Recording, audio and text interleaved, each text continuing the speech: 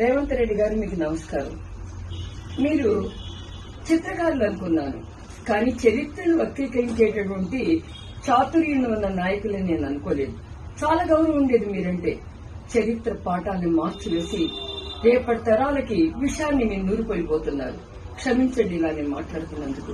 కాకతీయులు ఒక ఢిల్లీ రాజుని ఎదిరించి భారతదేశంలోనే రాజకీయ చరిత్రకే కాదు పరిపాలనా సంస్కరణలతో రైతుల సంక్షేమం కోసం, బడుగు వర్గాల కోసం, శ్రామిక వర్గాల కోసం పోరాడినటువంటి మహోన్నత ఉజ్వల చరిత్ర కలిగిన వారు. శిల్పకళా చాతుర్యంలో కానివ్వండి, పరిపాలనా విధానాల్లో గాని వన్నీ తెచ్చిన వారు.